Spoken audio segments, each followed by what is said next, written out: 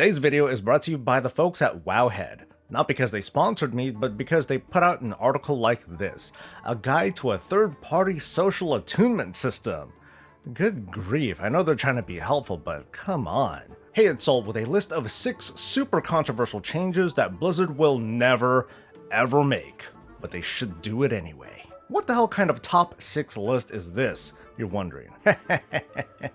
I think the World of Warcraft Armory should go away. Oh, it's a what the f kind of top 6. Okay, the Armory is your character's resume, containing historical data, achievements, your gear, enchants, pet collections, and more. In a way, it's like Facebook. You're leaving detailed personal information out there to be dissected by people who want to judge you at a glance. You might be thinking, oh, you're tripping, Soul. This is just our WoW characters and nothing more. Really? The Armory contains detailed character information, and websites like WoW Progress and Raider.io scrape that data and turn it into a narrative. It scrubs away your long nights of adventure, your stories with friends and randos, strips it all down into a convenient little score that puts you in a category, and that is how you end up being represented when people making a group decide to take you or the other guy who's got like 10 more points and thus is clearly more worthy, needs to be there more, and is a better person than you. If there's one thing that today's WoW can learn from WoW Classic, it's that the WoW Armory is a convenient but unnecessary tool when so much information is at a data analyst's fingertips. In Classic, how do you find out who the best players or teams are? You ask around, you talk to people, you interact. I know it's a flawed example. Classic isn't exactly bleeding edge content.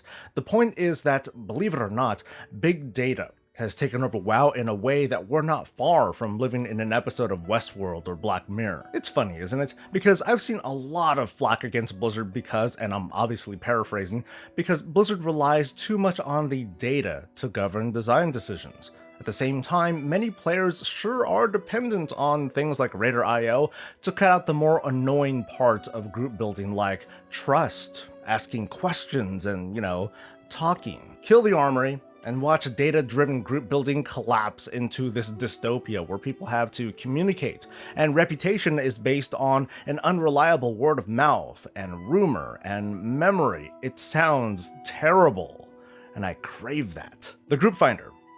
Just kill it. You're thinking, what? Yeah, I mean, the whole thing. Imagine if tomorrow, the group finder just disappeared. Sure, you can still invite people across servers and all that stuff, but without a group finder, what would we use? Before I answer that though, let me talk smack about the group finder. The way I see it, the group finder is a blunt instrument. It's an archaic tool. It's the trade chat of team building. You search for a group, you sign up, and then you hope that your IO score is high enough, or that whoever's putting the group together is desperate enough to take you. As a group creator, set it up and watch the rabble come in. Thank the gods for the good signups and try to appease those people if and when you're forced to bring in the rabble. Kind of a fun word to use, by the way. The weakness of the group finder is that it's not personal at all. And of course it's not. It searches the whole pool of players in an entire region. What would we expect? It does its job to get people together, but it does little to nothing to reinforce continued or lasting relationships because that's not the point. I enjoy the lifestyle of being picked up and tossed aside like a piece of digital meat when they're done with me. No strings attached. The scenario where 2 people are like, hey, you're great, let's be battle tag buddies. That happens far less than Blizzard hopes.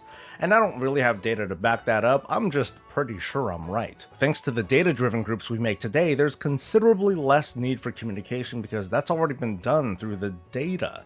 All that's needed is execution, and then the next mission. If the group finder is straight up killed, where will group building take place? Discord? Maybe. But I think it would move to WoW communities instead. Remember that? The pressing issue right now is that communities and the group finder are in conflict with each other.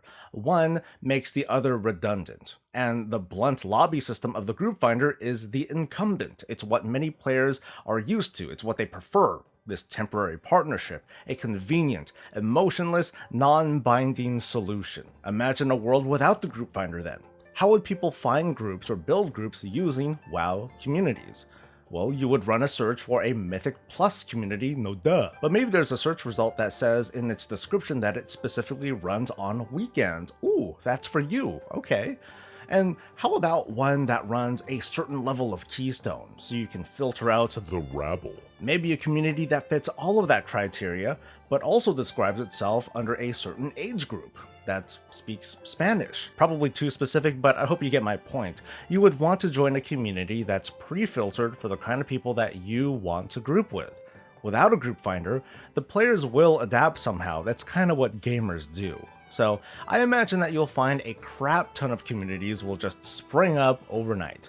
While inside of these communities, then you can maybe run a search or queue in with that smaller player pool or bug people in chat or, whatever Blizzard ends up putting in there. Now, that sure is less convenient, right? Absolutely. But in these communities, there's chat, as I mentioned. There's a list of names of people that you see online. Over time, maybe those names become familiar, of people who did well or not so well. And hopefully whoever runs these communities will weed out the whack-ass players, the toxic ones, the leavers, or anyone with a bad reputation. Moving on, you know what else can go? Multiboxing exploits. Hey, it's one thing for me to run dailies on one account while I'm posting auctions on another. I do that a lot. It's a different thing though when a multibox druid literally destroys herb or mining nodes with a single click, followed by, a bunch of emulated clicks. I'm sorry, multiboxers, this is just my opinion, but multiboxers do little more than serve themselves. And it kinda sucks that they're being used to great advantage to exploit the way that herb and mining nodes work these days. It also sucks that I have to suggest a redesign of a gathering to curb these exploits, but it would also be a bit mean to outright make multiboxing against the TOS. What, you thought I was going to punish multiboxers? That's not very controversial, but here's what is. The only idea that comes to mind for the sake of fairness would be to go back to the old days where nodes disappear after one click. Obviously, this also isn't ideal because then everyone would be competing for nodes, not just regular players versus multiboxers. But at least everyone's going to be on a more even playing field. Now, I'm not going to pretend that I know their mentality, but I imagine that most multiboxers these days do it for the resource gathering, because otherwise, I couldn't care less when I see a multiboxer out in the world, let them play how they want to play. If I see one in PvP, well, good luck to me. The problems come when I see like 5 to 8 druids all gathering the same node at the same time. That's where I draw the line. The dependence on sims needs to go, but they're not going to go anywhere no matter what I say. So I should focus on the why.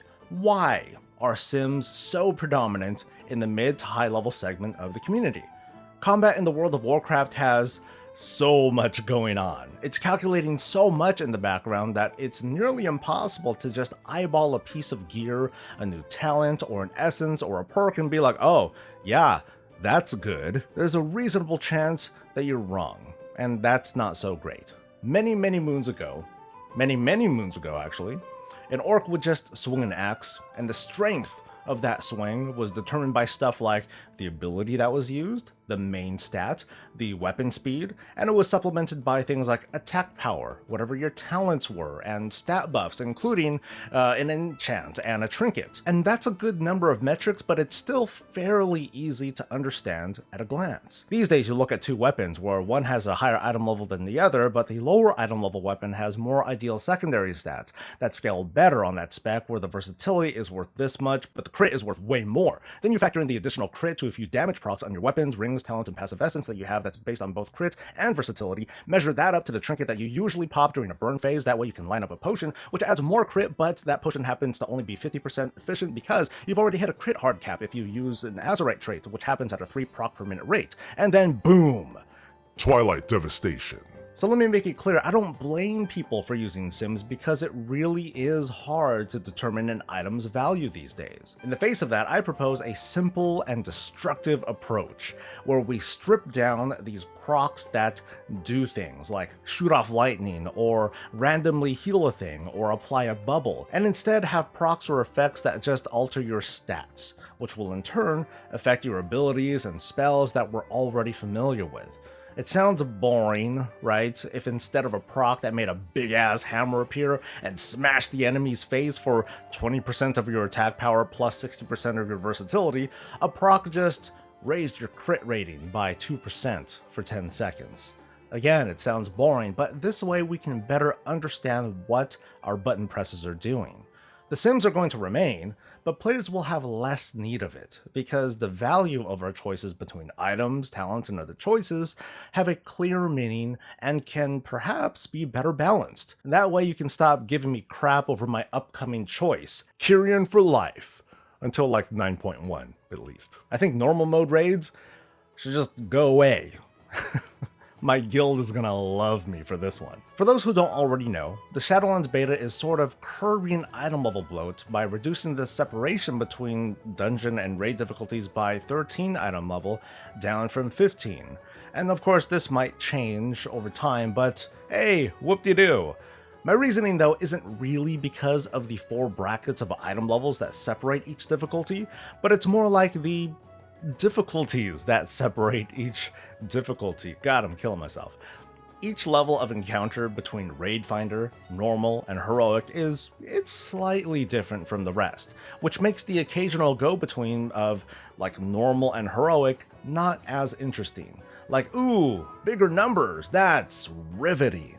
And personal perspective, Raid Finder difficulty strips too many of the mechanics away from encounters to the point where it challenges the thrill of downing this boss, even if it's with a bunch of strangers that you're likely to never see again. With fewer difficulties, Blizzard has an opportunity to break down and build up these encounters into something that feels more interesting when jumping between Raid Finder, Heroic, and Mythic difficulty. In other words, we can buff the cool factor in raid encounters. Raid Finder can feel a little bit more like what normal mode was, but with more generous tuning and, like, built-in raid alerts or something. Heroic can feel like a significantly more layered encounter, and you know, Mythic is Mythic. There is a normal raid audience out there, I get it, so it's going to be up to encounter designers to have a sort of difficulty curve that makes earlier fights feel easier before ramping them up, throwing down barriers that can be overcome by farming that lower half and supplementing it with other sources of gear like professions, Mythic Plus, or other activities. The old normal and heroic audience will merge, they'll become bigger, and hopefully they'll play together. That might improve the segment of the raiding population, but speaking of raiding, give us flexible Mythic. Oh no? Oh yes, I went to that dead horse, but please, hear me out. Flexible Mythic, 10 to like 30 people.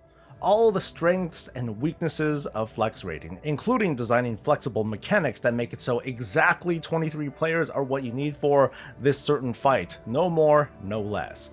Basically all the things that you love and hate about flex, and just embracing what it is. But it's Mythic, at least almost, because I would propose some lower item level reward than 20-person Mythic raiding, like, I don't know, 5 item level less, right? So the real Mythic raiders can be like, ugh, the rabble. And the flex Mythic raiders are gonna be like, dude, shut up, it's not like it affects you anyway. Would this be exploited? Oh yeah, it sure can, so let's try to work that out. Flexible Mythic raiding doesn't need to share the launch date with Mythic and Raid Finder difficulty. Instead, set some sort of arbitrary requirement, like Flexible Mythic will begin as soon as the regular Mythic Hall of Fame is populated by 10 guilds total, right?